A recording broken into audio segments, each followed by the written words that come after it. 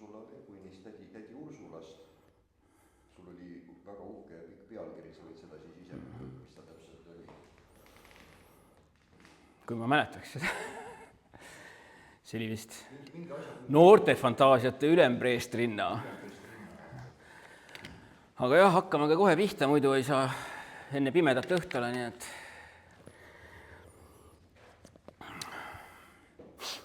ma jah üksjagu mõtlesin, et millist epiteeti, sellist ülevat epiteeti tarvitada, et kuninganna väga hästi ei sobinud, matriarh sobis nagu veel vähem, kuigi nagu naisõiguslus on Le Guini puhul oluline teema, aga nojah, aga see on jälle väga autoritaarne isik, aga Le Guin oli anarhist, eks ole, teadupärast, kes vihkas igasugust võimu. Ja ega see ülempreestrinna, mis nagu viitab ikka mingisugusele usukultusele või religioonile, võib-olla ka kõige parem ei ole, aga mul see seos kuidagi Atuani haudadega tekkis, et seal oli neid usundi ülempreestrinnasid ja ülempreestrinna, kuigi nad ei olnud seal positiivsed tegelased, aga nagu mingi seos tekkis, nii et sobis. Ma alustan oma tavapärase sellise rändteemaga, ehk siis rändin natukene jälle sellest ulmekirjanduse suurmeistrite nimelisest nähtusest, sest see jälle sobib siia väga hästi. Ursula Kroeber Le Guin oli siis Ameerika ulmekirjanduse 20. suurmeister, 2003 aastal ta selle tiitli sai, siis sellelt Ameerika ulmekirjanduse assotsiatsioonilt, ulmekirjanike assotsiatsioonilt, ja see on siis selline elutöö auhind ja juhtumisi 20. ta oli ja ta oli teine naisterahvas, kes siis selle oli saanud tolleks hetkeks. Et seda oli välja antud alates 75. aastast, siis seal algas kõik Heinleiniga ja siis jätkus nende vanade klassikutega ja ainuke naine, kes enne teda oli saanud, see oli siis 84. aastal Andre Norton. Et seal lugu on selline, et 83. aastal seda taheti anda C.L. Moore'ile, aga tema oli tolleks, kes juba nagu natukene vanadustõbine ja ei saanud enam maailma asjadest väga hästi aru ja tema eest väidetavalt siis tema tollane abikaasa, kes ulmet üsna vihkas, ehk siis see oli tema teine abikaasa pärast vara lahkunud Henry Kuttnerit, kes 58 suri, see teine abikaasa nagu tema nimel lükkas selle tagasi, et ta oleks selle auhinna üle kuidagi võib-olla liiga segaduses ja ei saaks nagu õieti aru, mida see tähendab, et tal vanaduses oli sellise tüüpiline vanadustõbi. Et tegelik soov oli ühesõnaga sellel organisatsioonil valida C.L. Moore, kes ikkagi oli debüteerinud juba seal ka 33. aastal vist, ehk siis kõik need tollased suurmeistrid olid veel enne teist maailmasõda kirjandusse tulnud, see nagu vana see kuldajastu eelne või kuldajastu aegne põlvkond ulmeklassikuid.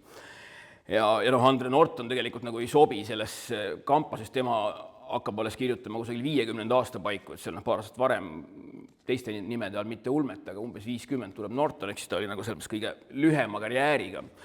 Ja üsna kummaline on ka see, et pärast Le Guini aasta hiljem sai Silverberg ja siis järgmine aasta sai Anne McCaffrey. Ja siis oli jälle naistega pikk paus, kuni vist alles 2011 midagi sai Connie Willis ja siis seal hiljem tuli C.J. Cherry, aga nemad olid juba 45 ja 42 sündinud, eks nad tulid ulmesse palju hiljem. Ehk et tegelikult ei ole see põhjus, miks seal neid naisi alguses nii vähe oli suugi selles, et kuidagi see ühing oleks olnud naiskirjanike vastu, aga lihtsalt seal tolles esimese või teise põlvkonna nagu selle žanriulme autorite seas oli väga vähe naiskirjanikke võtta, kes oleks ka veel elus olnud ja keda oleks saanud niimoodi premeerida, et seal lihtsalt neid oli napilt. Aga seest on, eks ole, nüüd viimased 11 või 12 olnud kõik naisterahvad. Ja kõige värskemalt sai siis selle Nora Jemisin või N.K. Jemisin, kes sai siis sellel aastal selle suurmeistri tiitli, kelle sünniaasta 72. Ehk siis siit nagu osade meist juba põlvkonnakaaslane. Ehk et nad on läinud väga noorelt hakanud neid andma, et peasid saaks anda neid naisterahvastele, et kuidagi mingit ajaloolist balanssi taastada, nagu korda viia või korda luua sellesse. Selline see nüanss seal oli, aga üldiselt Le Guin oli ju ikkagi selline väga rohkelt auhinnatud kirjanik, ta oli 8 Hugo auhinda, 6 Nebulat, 25 Locuse auhinda. Ja teda ikkagi üldiselt ju peetakse selliseks 20. sajandi teise poole üheks 2-3 kõige tähtsamast Anglo-Ameerika ulmekirjanikust, eriti ka selle poolest, et tema looming viis väga palju just ka seda ulmet sellest žanrist välja, et väga palju hakkasid tema tõttu lugema ka seda ulmet sellised tavakirjanduse ringkonnad ja tal oli kohe ka väga selline suur järgijaskond akadeemias, et teda hakati kohe uurima põhjalikult. Ehk et ilmselt on ka Le Guin üks, võib-olla ongi ta kõige rohkem sellest 20. sajandi nendest kuulsatest ulmekirjanikest kõige rohkem akadeemiliselt käsitletud kirjanik, et teda on kõige rohkem, on ilmunud igast monograafiaid, tema lühimonograafiaid ja raamatumahtu asju, tema loomingust, konkreetsetest romaanidest.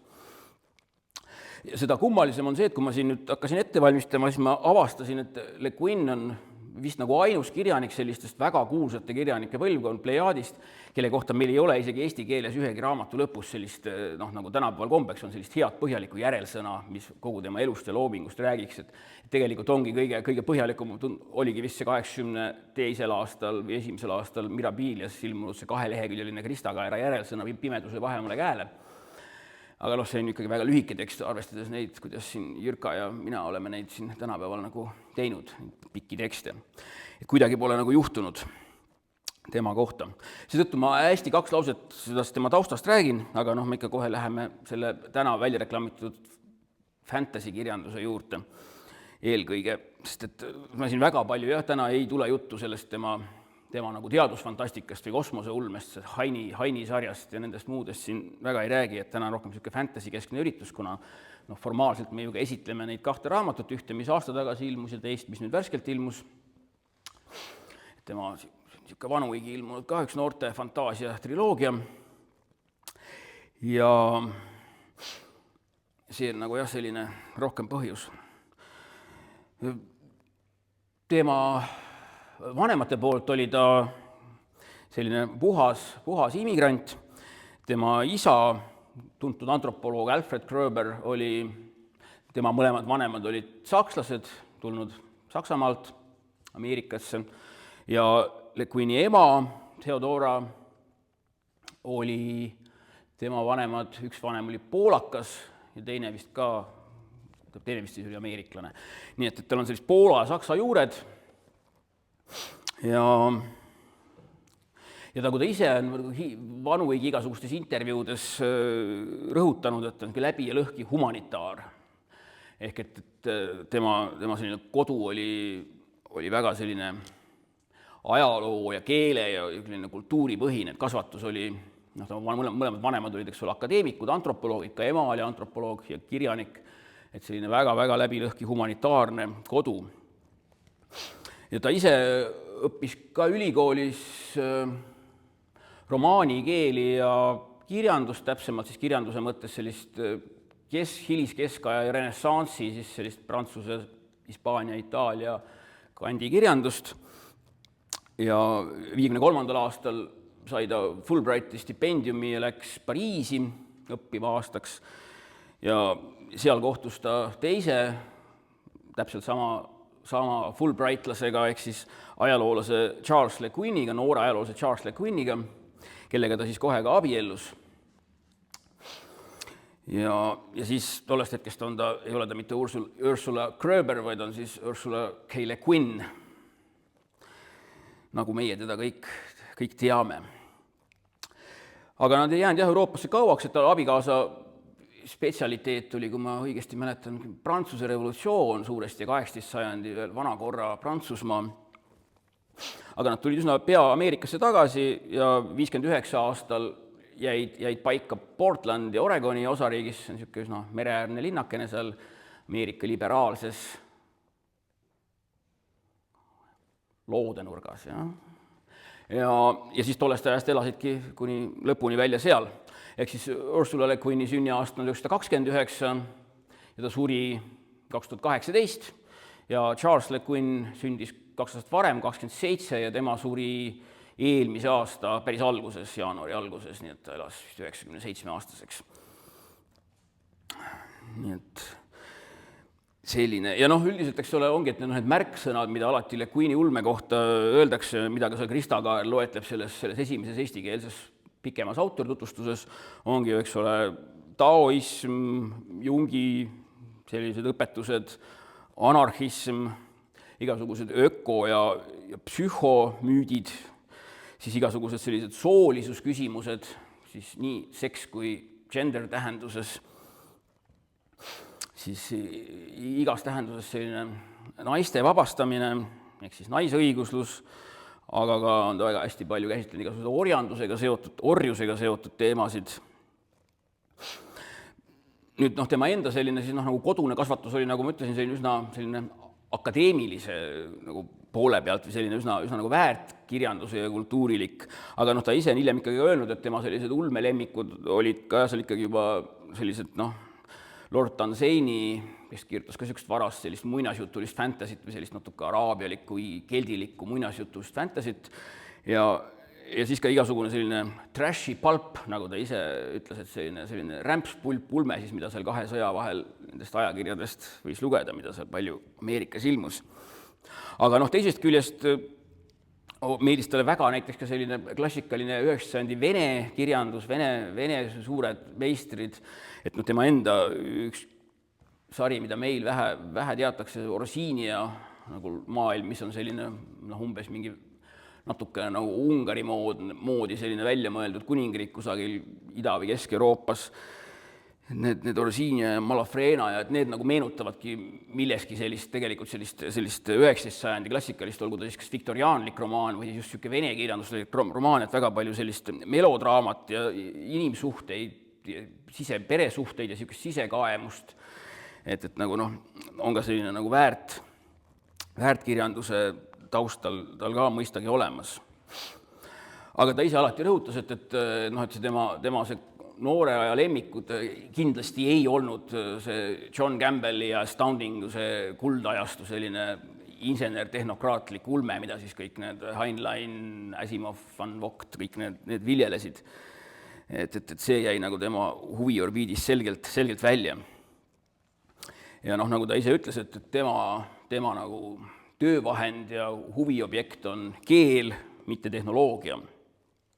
Selle kohta ta ka ühes Vanuigi antud intervjuus natuke nagu õilutseb tänapäeva kirjanike aadressil, et tema on pärit põlvkonnast, kus ikkagi väga põhjalikult õpetati juba üsna noorest east peale kõigile inimestele ka grammatikat ja keelt. Ja tänapäeval juba üsna pea pärast tema põlvkonda nagu see taandus välja sellisest klassikalisest kurikulumist, et seda nagu enam nagu õppekavades väga palju ei olnud.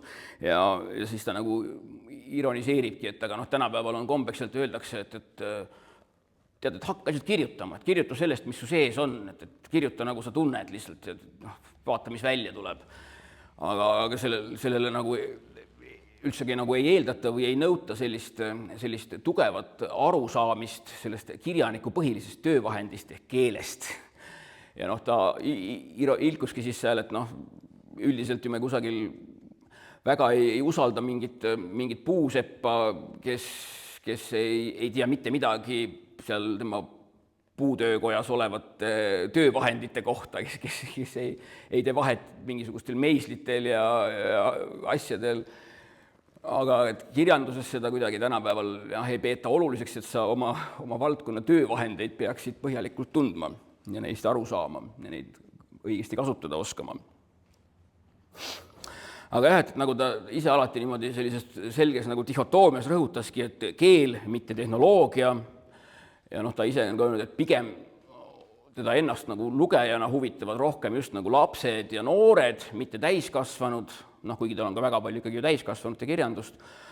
Ja ta ise on alati öelnud, et rohkem fantasy ja vähem teadusfantastika.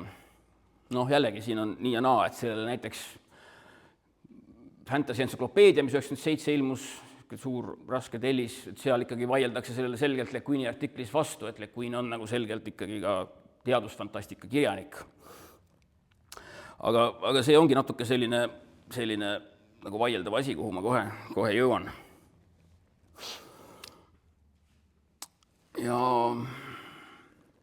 minu selline tees ongi, et ju tegelikult, kui me võtame neid, Le Guin tuleb siis kirjanduse 1962. aastal, seal samas Sealy Goldsmith Lally toimetatud ajakirjades Amazing ja Fantastic, millest me siin rääkisime mõned kuud tagasi, ka Roger Zelazny puhul, et ta debüteeribki seal vist 6 aega enne või pärast Zelaznit ajakirja numbris, 62 aasta kunagisel sügisel. Seal 3. debüteeris kohe Thomas Tisch, keda meil hoopis vähe tuntakse, uue laine kirjanik.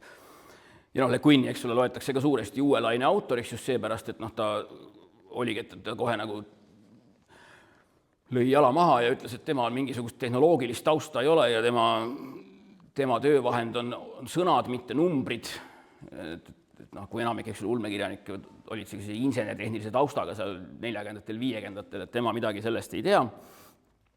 Ja kui me isegi, päris alguses ta debüteeribki selliste pigem nagu fantaasia lühijuttudena, kui me siin mõtleme, eesti keeles on ka omal ajal Põhjanajalas ilmunud Pimeduse laegas 92. aastal. Ja seal alguses on veel selliseid jutte, aga ka tema esimesed romaanid, need Haini maailma 3 esimest romaani, mis 2002 Varrak välja andis 2 köites, ehk siis Rockanoni maailm, Pagenduse planeet ja Illusioonide linn. Kuigi need kõik on ikkagi sellised mingi planeedi peal toimuvad lood, on muu meelest nende selline nagu õhustik või nagu jutustamise laad väga fantaasialik. Ehk siis selline hästi selline, kuidas ma ütlen, romantiline ja selline nagu kuidagi selline nagu natuke nagu ülev või selline, mingis mõttes tegid ju samasugust kosmoseulmet näiteks 70-ndatel George Martin oma selle, mis meil ka just ilmus see 1000 maailma lood, et väga paljud seal sellised kosmoseulme või planeedi lood on ju hästi selge sellise fantasy feelingu või sellise fantasy touchiga, et sellised kuigi mingi tähelaev kusagil sõidab, aga nagu nende planeetide peal on igasugused lohed, toimuvad sellised üsna nagu fantaasia, kirjanduslikud süžeed ja sama tegi ka ju näiteks Marion Zimmer Bradley, jõle inimene, lastepiinaja ja pedofiilide võimaldaja, aga kuni see teatavaks sai pärast tema surma, siis kirjanikuna me seda ei teadnud enne, aga tema see Darkoveri maailm on jällegi selline, toimub ühel planeedil, aga väga fantaasialikud lood on kõik need Darkoveri lood. Et see oli nagu tollal mõneti nagu moes. Ja üks neid esimesi Le Guini jutte oligi ju see Angieri kaasavara, mis 64 aastal ilmus Amazingus, mis siis saigi tema selle esimese romaani Rockanoni maailm proloogiks, ehk siis see Semli kaelakee, mis on jällegi selline ühest küljest puhas nagu fantaasia lugu, kus mingisuguse lendava hobusega sõidab peategelanna kuhugi ära tooma oma seda mingit kaelakeed. Tõsi siis jah, kuna seal tekib juba teisele planeedile minek ja tekib see aegade relatiivsus, et kui ta tagasi jõuab, on möödunud, eks ole, 18 aastat, tema mees on surnud ja tütar on temaga sama vanaks saanud. Ehk seal on selgelt nagu selline teadusfantastiline nüanss sees, aga selle loo feeling on hästi selline muinasjutuline või fantaasialik. Ja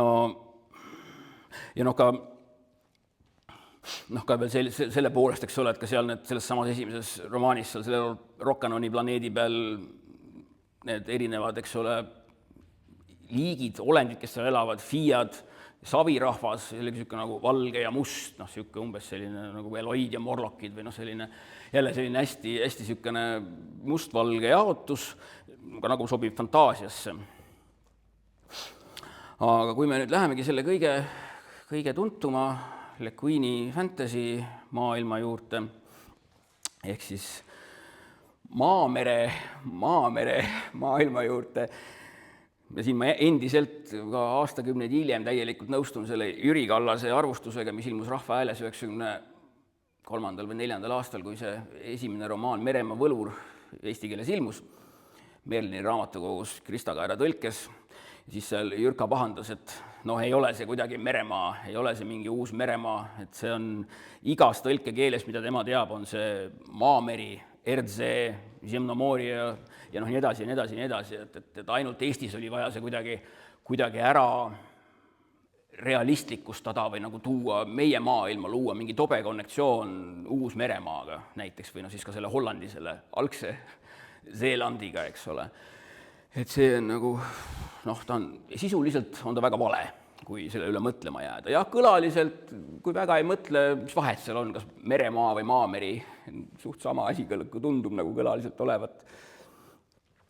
Aga jah, et selle selline kõige, selle esimese romaani sellised, kui see ilmus, sellest ma kohe natuke räägin, aga et siis oligi, et siis esimese asjana kohe sellised intervjuud või arvustused, intervjuus küsiti, et kas see, kuidas siis esimese romaani, eks ole, siis kus me kohe näemegi seda Raudkulli või Geedi, eks ole, kes siis seal võitleb selle oma varjuga, mille ta ise on välja kutsunud ja siis lõpuks saab teada, et sellest võitu saada peab ta sellega siis kuidagi üheks saama ja siis sellise tasakaalu looma, et siis kohe need arvustajad ja intervjueerijad küsisid, et siin on ju see klassikaline Carl Jungi vari, mille peale küsisid, kes, mis, et küll Jungi ta küll teadis, aga ta ütles, et et see on minu vari, et ma ei ole lugenud seda Jungi mingit varjuteooriat, et see pärast ta küll luges selle läbi ja sai aru, et jah, et see on täpselt see, aga jah, et alguses oli see selgelt selline, ta ütles, et see on nagu tema välja mõeldis, mitte kusagilt Jungilt laenatud mõte. Aga jah, et mis meremaa siis klassikaline, me edasi räägime ikkagi meremaast, eks ole, sest nii on ta eesti keelde jäänud ja las ta siis olla, et muidu läheb siin kõik väga sassi. Et mida see meremaa triloogia ilmumine siis nagu tähendas, ta ilmus siis vist, eks ole, umbes 68, 71, 72, umbes nii olid need aastad, või äkki ma midagi siin natuke eksin, aga 68-72 need 3 kõiget ilmusid. Ja nendega ongi siis see kummaline asi, et juba kohe algusest peale ei suutnud kirjastajad nagu selgusele jõuda, et kellele neid raamatuid peaks kaubastama. Sest näiteks Ameerika väljaanne, mis ilmus pisikirjastuses, ilmus tavalise täiskasvanute raamatuna. Inglise väljaanne ilmus selgelt lasteraamatuna, lasteulmena. Ja üldiselt ikkagi, kuna kõik need 3 triloogia romaani, kui nad ilmusid, neist igaüks võitis mingi sellise erineva nimeka auhinna, need ükski ei olnud ulmeauhind, aga need olid kõik sellised nagu lastekirjanduse auhinnad. Üks keskmine vist sai neist umbes Newbery medali, mis on tänapäeval kõige kuulsamaid, ja seal üks sai Ameerika mingi riikliku raamatufondi aasta auhinna ja väga, väga olulised auhinnad. Aga just eelkõige nagu ikkagi nagu nad said sellise nagu laste või noorte kirjandusena. Ja eks ta seda suuresti on ka see triloogia võetav, sest hiljem on ka nagu väga palju ilmunud selliste ühtsete kujundustega just nagu nooremale ulmesõbrale või mitte ainult ulmesõbrale, vaid üldse nooremale lugejale nagu pakendatud ja kaubastatud raamatutena. Aga eks ole, kui me nüüd mõtleme, siin me enam-vähem kõik oleme ilmselt lugenud, eks ole, lugematu arv kordi neid meremaa raamatuid, sest jällegi väga paljude enam-vähem suht sama põlvkonna inimeste jaoks ta siin, kes ei olnud ka seda varem lugenud vene või inglise keeles või mingis keeles, siis nad ilmusid eesti keeles sellisel üsna õigel ajal, see just 90, umbes 3, 4, 5, 6, ehk siis sellise, ühest küljest oli see 90 esimene pool täielik nagu ulmepõud, et ühtegi ulmesarja polnud ja ulmeraamatuid tuli väga üksikuid, et seda kõvem oli resonants, aga teiseks muidugi olid ka need teosed väga ka sisuliselt kaalukad ja seda väärt, et nad nii kõvasti resoneerusid. Aga nende selline eripära, kui me mõtleme nende peale, mis ma siin enda jaoks välja kirjutasin muu meelest, võrreldes muu fantaasiakirjandusega, on nende selline jutustamislaad, hästi selline realistlik, hästi selline klaar, selge ja ka kuidagi nagu väga selline nagu olmeline või argine. See on just nagu ulme vastand, eks ole, olme ja ulme, aga nad on kuidagi hästi sellised nagu maa või siis merelähedased, aga nad nende see jutustamislaad või nende selline, neist nagu sihuke atmosfäär või see fluidum mu meelest on sihuke hästi realistlik võrreldes näiteks, olgu siis kas Robert Howardi mingi Conani maailmaga, mis on sihuke üht tüüpi sellise pulpseiklus või selline hoogne seiklus, aga ikkagi väga-väga selgelt sellises fantastiline õhustik on või see maailm on, see Hüboria ajastu on ju selline hästi fantastiline olemuselt. Ka Tolkieni Sõrmuste isanda Middle Earth on ju jällegi selline väga sihuke muinasjutulik või hästi fantastiline, et ei teki esimese seosena märksõna realistlik selle kohta, kui mõtelda. Ja kindlasti ei ole ka realistlik seal vahepeal tulnud mingi Moorcocki Elriku maailm, jällegi väga sihuke dekadentlik ja kuidagi väga selline nõiduslik maailm. et no kui sealt mõelda, et kes veel võib-olla oli natuke niisugune realistlikum oma tolle aja sellises fantaasialugudes, siis võib-olla Fritz Leiberis Fafti ja Halli hiirepüüdja maailm on selline kuidagi niisugune realistlik ja niisugune natuke nagu, seetõttu ka niisugune nagu kõle või noh, selline, kus näeb selliseid elu varjukülgi sellises realistlikus võtmes.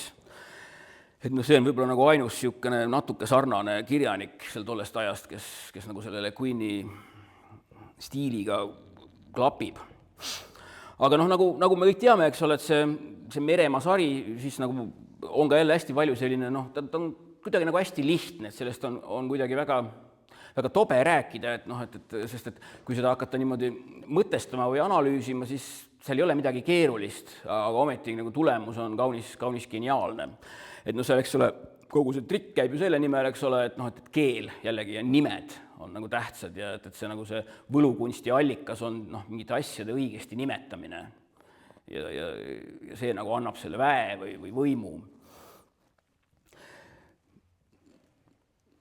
Noh, tänapäeval jällegi ongi see, kus tegelikult käiakse sõnadega väga suvaliselt ümber ja terminitega, kus väga ei mõelda, kas tehakse korrektiive või korrektuure, mis on tegelikult kaks täiesti erinevat terminit ja nii edasi, et tänapäeva maailmas vast on üsna aktuaalne endiselt see, et asju tuleb nimetada täpselt nende õigete nimedega, et me saaksime noh, jõuda mingisuguste selgemate, paremate tulemusteni või oleks meil kommunikatsioon töötaks paremini. Aga jah, et noh, et see Meremaa klassikaline triloogia, need 3 esimest raamatut, noh, suuresti ongi öeldud, et see on selline vastandi otsing, ehk siis, et noh, niisugune rännak, ehk siis quest, nagu mis on fantasyle ju tüüpiline, aga et see quest käibki nagu sellise mingi vastandi otsimise läbi, et siis seeläbi saada üheks, saada tervikuks, saada tasakaalu. Ja noh, siit muidugi noh, tuleb selgelt see yin ja yang, mis jällegi oli tollal hästi pop kontseptsioon lääne maailmas. Ja noh, kui me ka mõtleme, seda on ka tegelikult just ka selles Haini maailma nendes lugudes, et see ei ole ainult Meremaas, vaid see täpselt sama vastandi kuidagi tagaajamine, et siis sellega üheks saada, et seda leiab ka pimeduse pahemast käest ja mujalt veel. Aga et sageli on ka öeldud, et need Le Guini rännakud veidral kombel on sageli ka talvised rännakud. Noh, jällegi ka, eks ole, talveplaneet oli see pimeduse pahemas käes.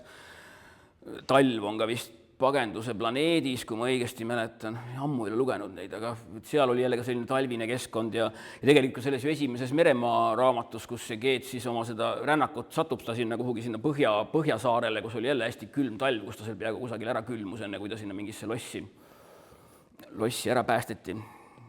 Noh, kas ta just päästeti, aga et jah, selline see rännak on ka just kuidagi läbi sellise karmi talve sageli. Et noh, siit on ka kirjandusteadlased palju igasuguseid seoseid loonud ja järeldusi teinud. Aga jälle, Queen ise nagu ütles, et tema võtab seda, noh, et loomulikult on see Geedi lugu ju nagu selline coming of age, ehk siis nii-öelda täiskasvanuks saamise lugu või siis kujunemisromaan, bildungsromaan saksa terminiga, aga Le Guin ise rõhutas, et see tema jaoks on see ka selline kunstnikuromaan. Et tema jaoks need maagid olid eelkõige nagu kunstnikud, kes siis võtsidki need sõnad, loitsud ja tegutsesid noh, siis, ja töötasid siis nendega justkui nagu selline kunstnik töötab oma siis nagu sellise materjaliga või sellega, millest ta kunsti loob. Ja tõesti, kui mõelda, siis jah, siit leiab jälle paralleele sellisega, noh, saksa kirjandus on vist eriti palju neid selliseid kunstnikuromaane, nii Thomas Mannil kui ka teistel, et siit nagu sellised seosed on jälle täiesti nagu selgelt olemas ja neid on ka Le Guin ise tunnistanud.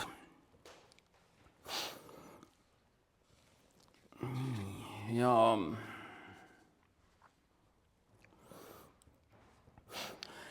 noh, see kirjaniku selline esimene loomekümnend, mis siis on umbes 62 kuni 72, noh, et seda ikkagi selgelt nagu domineeribki seda perioodi siis nagu sellised fantasy tekstid, et noh, seal ju ilmuvad ka sellised tsipa vähem tuntud on need 2 Meremaa maailma kuuluvat lühijuttu, mis ka seal 64 või 6 ilmusid, nimede seadus ja lahtisidumise sõna, mis on meil eesti keeles ilmunud sellist 10. täheajas.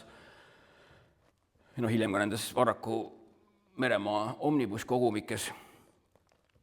Ja noh, nendest ka mängitakse läbi just need põhimõtteliselt kaude isegi väga nagu toorel kujul need samad hilisemate Meremaa triloogia romaanide sellised teemad. Aga et jah, et kui see, eks ole, siis need 3 lugu said valmis, siis nagu arvatigi, et noh, see ongi ju valmis ja niimoodi ta jäigi 72 aastast kuni aastani 90.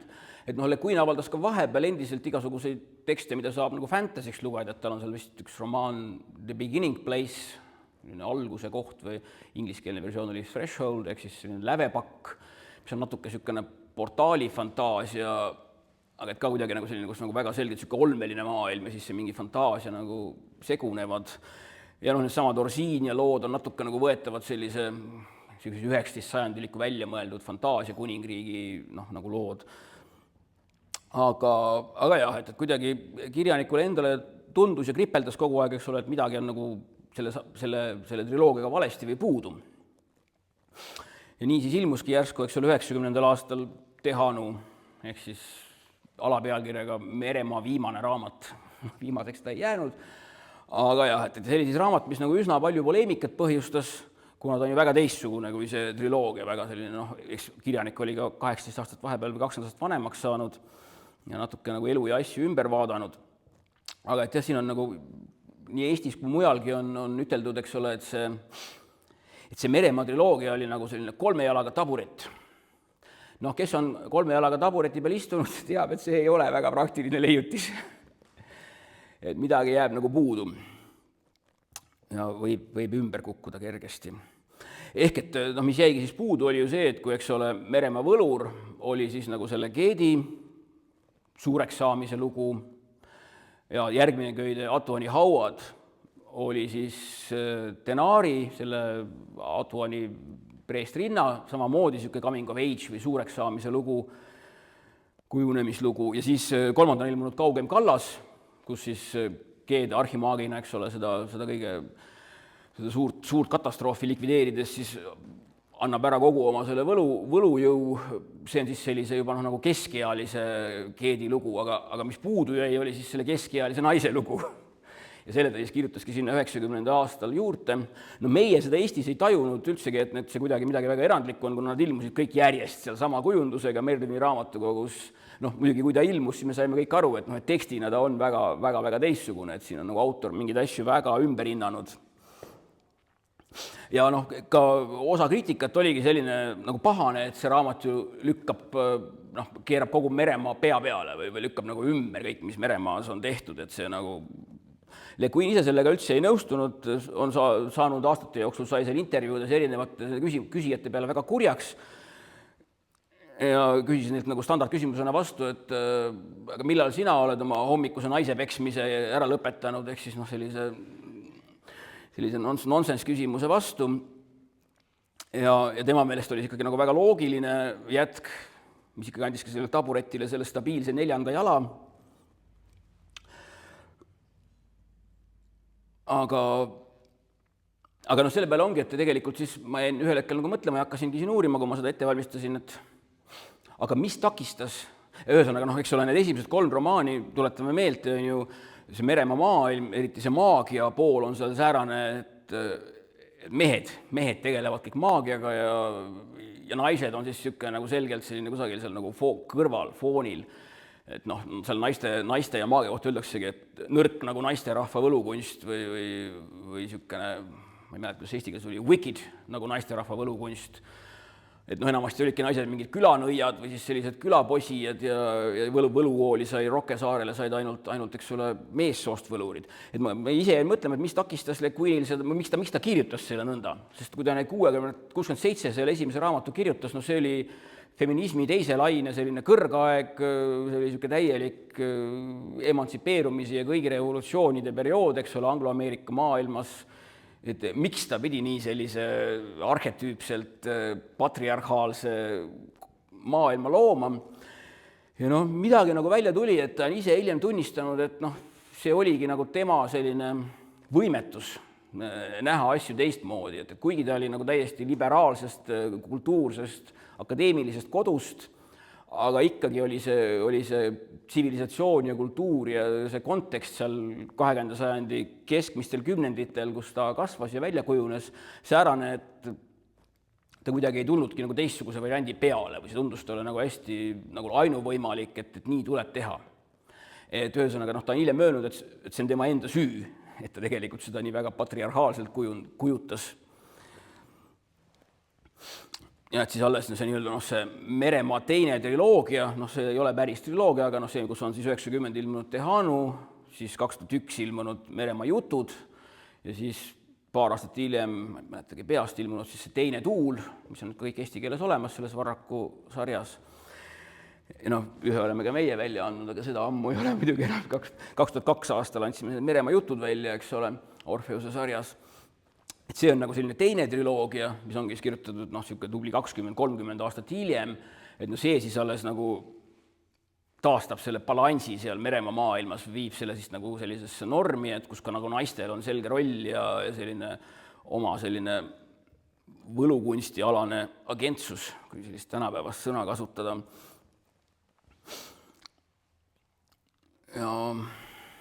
Aga jah, see, et ega tegelikult mind mõnevõrra ehmatas see, et kui me need Meremaa jutud välja andsime 2012, et seda on Eeva hiljem rääkinud, et siis kuidagi väga paljud lugejad arvasid, et me oleme kandnud ühes köites välja need esimesed 3 või 4 õhukest raamatut uuesti ja et seda vist sellepärast kuidagi osteti vähem, kuigi tagakaane tekst ütleb selgelt, et tegu on ikkagi nagu sellise uue jutukoguga, kus ongi sellised lühilood ja lühiromaanid, jutustused Meremaa teemal, uued just. Aga et kuidagi jah, et selle raamatu nagu resonants jäi niisuguseks väga veidraks või kuidagi nagu olematuks.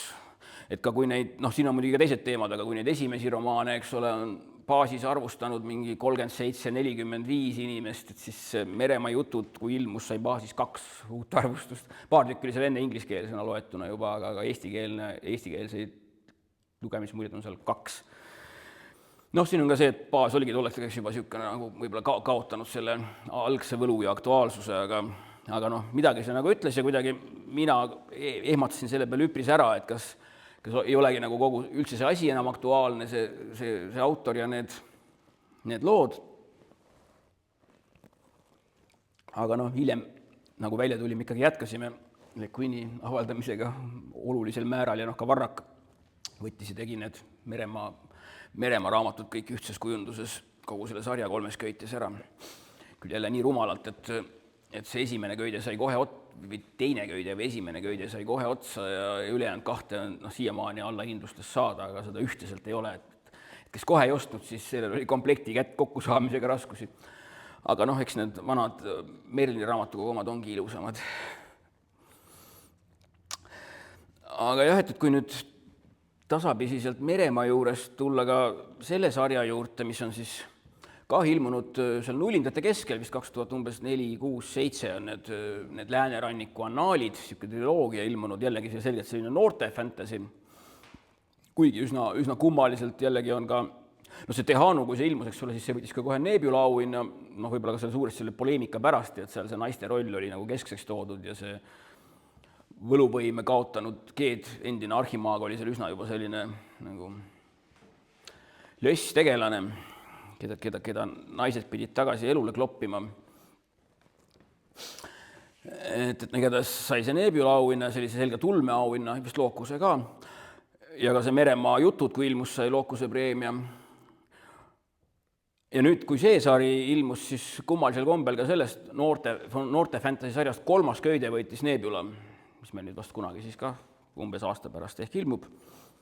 Et kuigi tänapäeval muidugi saavad nii Hugo kui Nebula auhindu juba nagu fantaasiaromaanid SF-i kõrval üsna sageli, aga ikkagi üpris nagu haruldane just selline nagu noorte fantasy või selline young adult kirjandus, see ei ole väga sageli nagu Hugo ja Nebula auhindu võitnud, ka tänapäeval mitte. Juba veidikene, aga ikkagi mitte väga.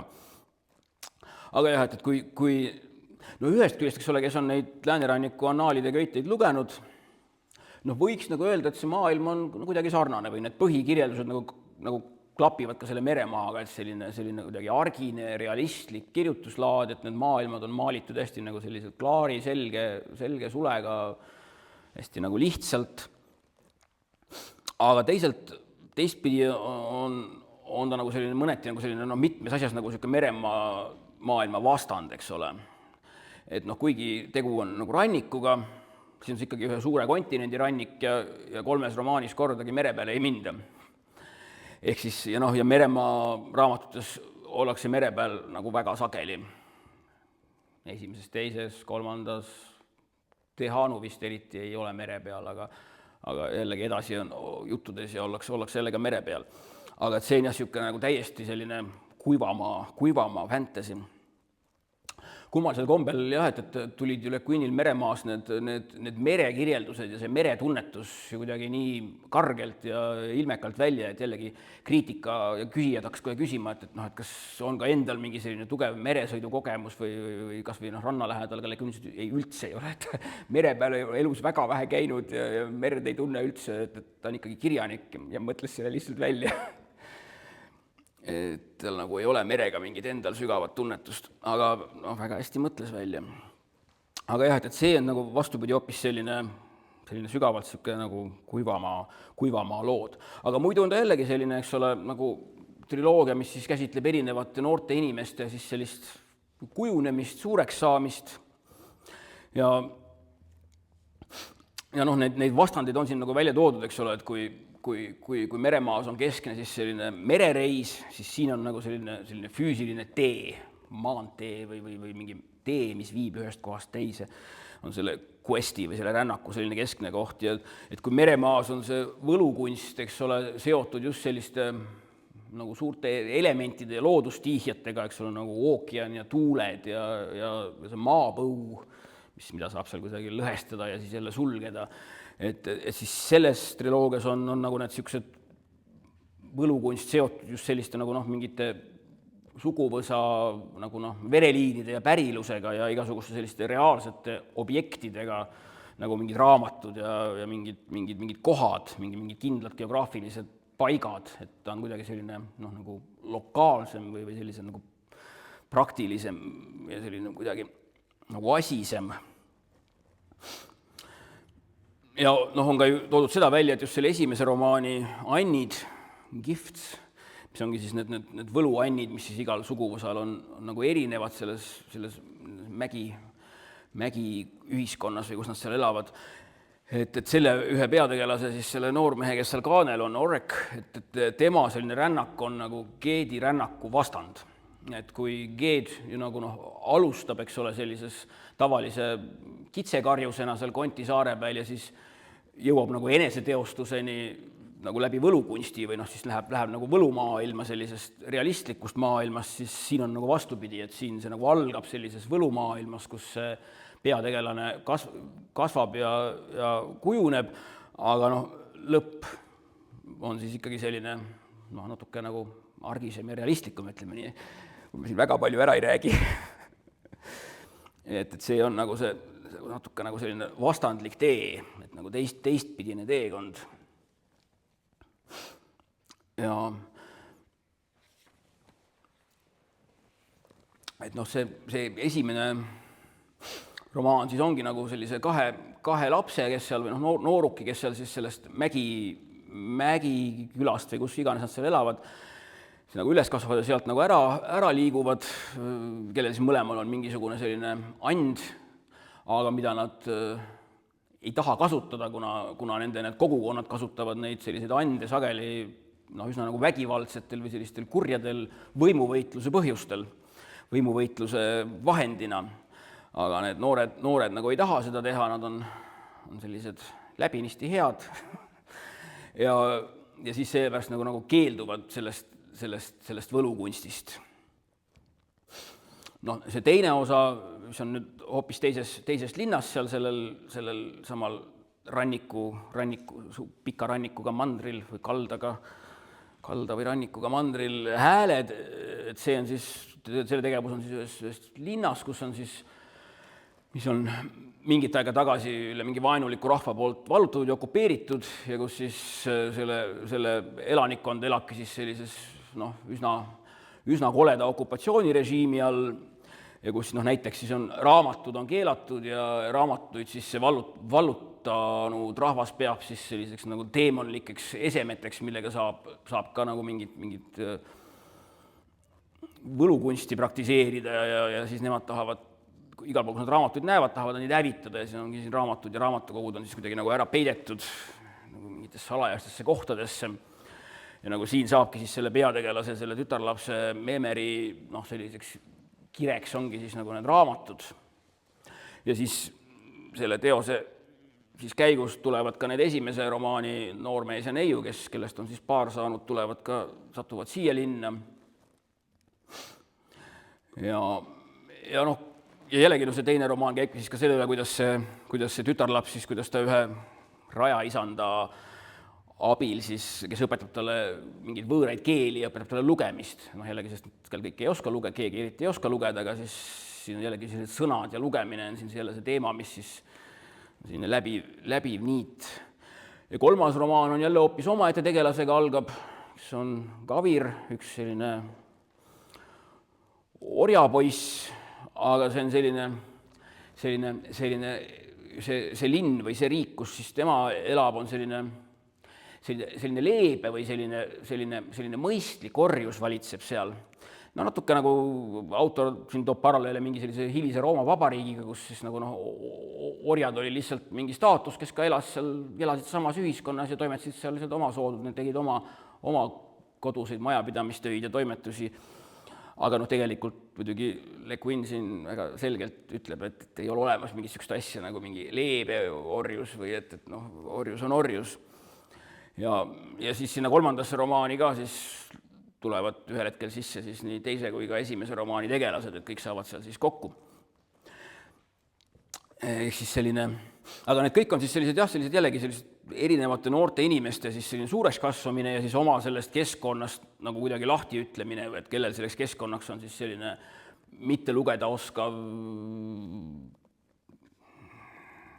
kogukond, kellel on siis need mägedes elavad oma võluvõimeid üsna kurjalt kasutavad vanemad ja klannid ja siis kellel on siis see orjanduslik keskkond, millest see tegelane ühel hetkel ära põgeneb, kui ilmneb, et see orjus ei olnudki ikkagi nii leebe.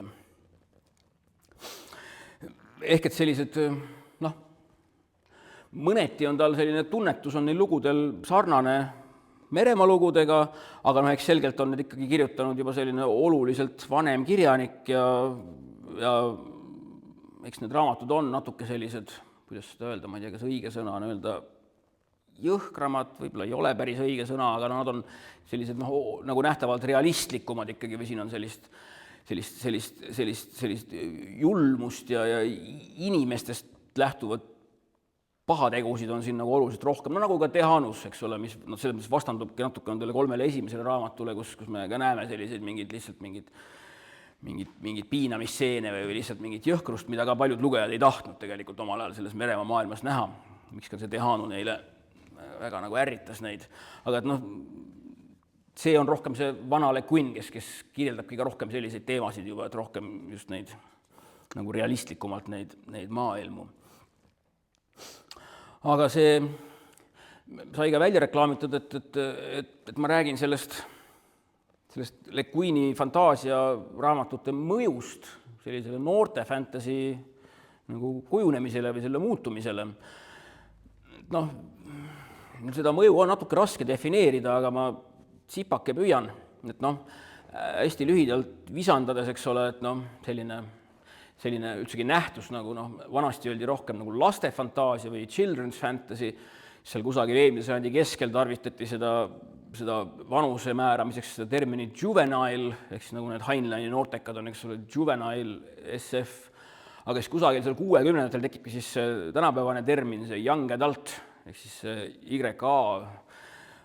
YA, see selline, et noh, tegelikult need on ikkagi suuresti või noh, on neil mingi olulisi ülekattuvuspunkte ja see on ikkagi selline nagu sarnast tüüpi kirjandus, kui vahel öeldakse nagu laste kirjandus, vahel noorte kirjandus, aga noh, see piir seal on niisugune hägune ja just nagu ka kattuv.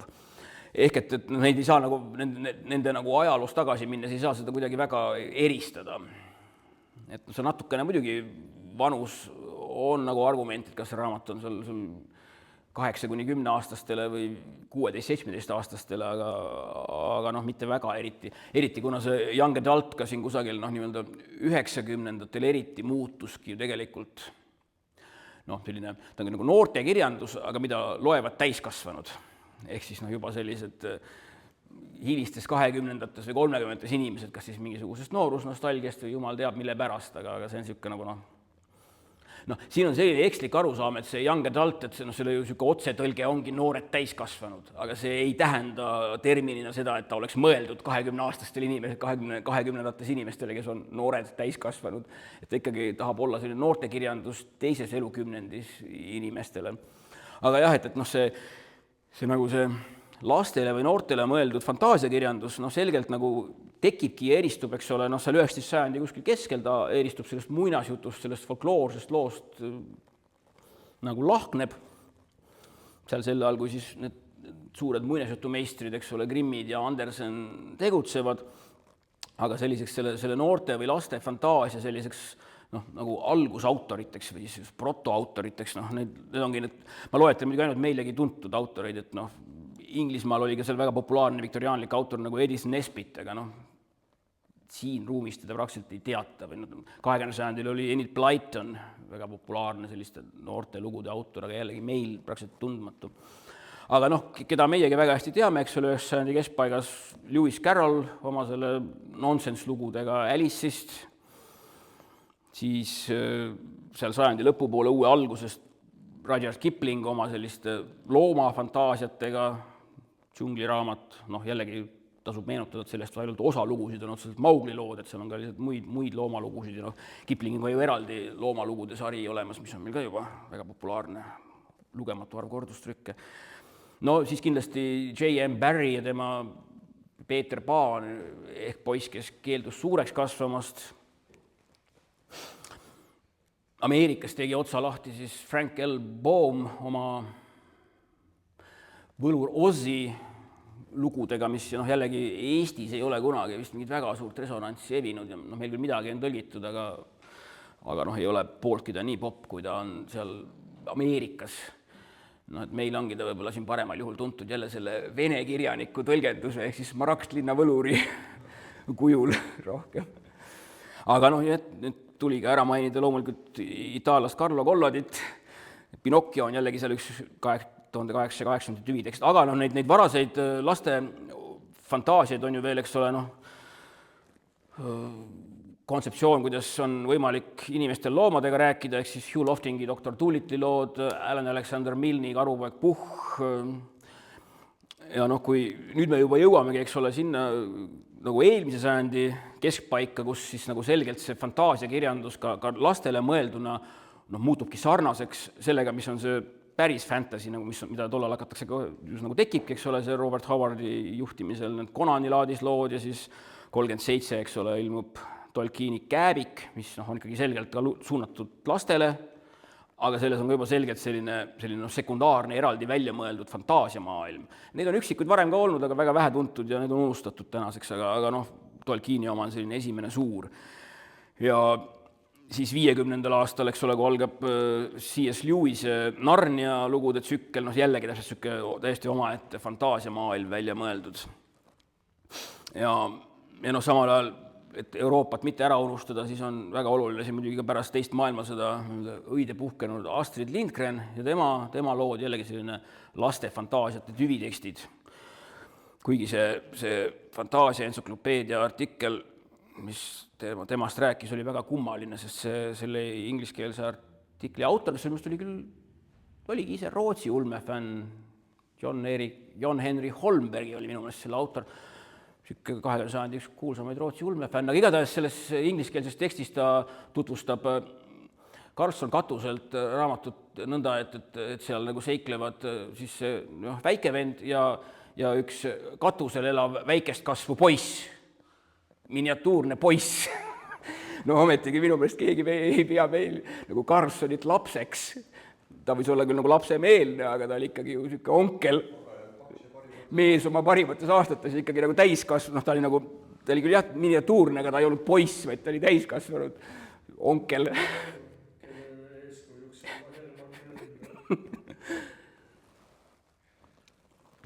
aga jah, et igatahes, no see on umbes see seis siis, eks ole, 20. sajandi keskpaigaks, et noh, selliseid väga erinevaid neid laste ja noorte fantaasiaid on, aga nad kuidagi kõik väga nagu noh, eraldi või üksikud. Ehk siis noh, siin muidugi tekib neid kirjanikke rohkem 60-ndatel, noh siin enne Le Guini, enne Meremaad on veelgi tõlgitud paar raamatut, seda Lloyd Alexanderi Prudhani kroonikad, ja noh, üksikuid tekste on seal veel, mingi Jane Yolen ja Joan Aiken, aga ma mõtlen, need on meil üsna tundmatud nimed kõik, aga jah, et see Le Guin tegelikult nagu panebki siis alguse sellisele, noh, kuna need teosed olid nii mõjukad, need levisid kohe, nad olid nii head, ja nad levisid kohe nii laialdaselt ja võitsid auhindu, et noh, see tekitaski sellise tõelise buumi ja samas ka just nagu noh, andiski teistele kirjanikele märku, et näete, et saab ka selliseid tõsiseid teemasid väga hästi käsitleda tegelikult nagu lastele suunatud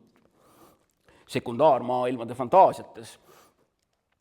Et noh, jällegi ma ise enne seda nagu täpsemalt järele uurimata arvasin ka kuidagi või tunne oli, et ka noh, selline väga kuulus laste ja noorte fantaasiate kirjanik nagu Diana Wynne Jones, keda ka Fantaasia on siin 3-4 raamatut välja andnud, et ka tema tegelikult tuleb varem, aga ei, tema alustab alles just pärast Meremaad, 70. algusest tulevad, et tema sarjad ja Howley lood alles, eks ole, 80. lõpust hakkavad, 26 vist esimene.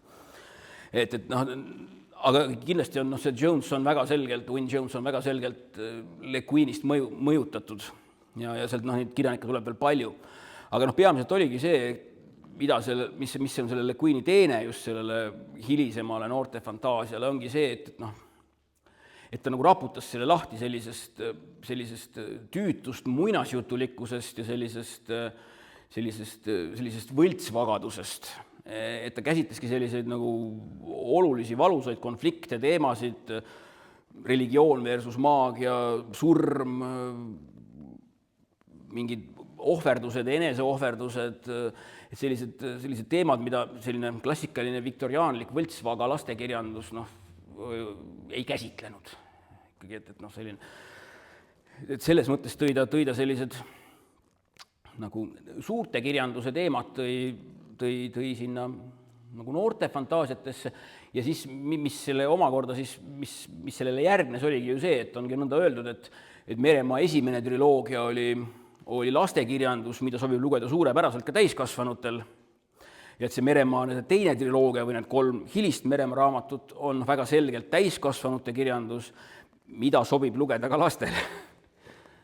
Ehk et noh, et ta hakkaski need nagu segama, et tegelikult noh, võib ka, ja selle tulemusena ongi see, et eks ole, tänapäeval seda igasugust noorte ulmet väga palju loevad ka täiskasvanud ulmesõbrad, et ta ei ole kuidagi niimoodi ainult, et noh, et mingeid asju loevad pigem noored ja mingeid asju rohkem täiskasvanud inimesed.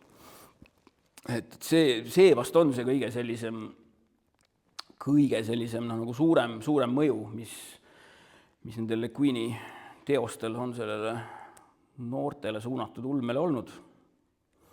Nii, aga mul sai hämmastavalt täpselt tunni aega konspekt kaetud. Nii et noh, umbes selline on nagu minu summari kokkuvõte.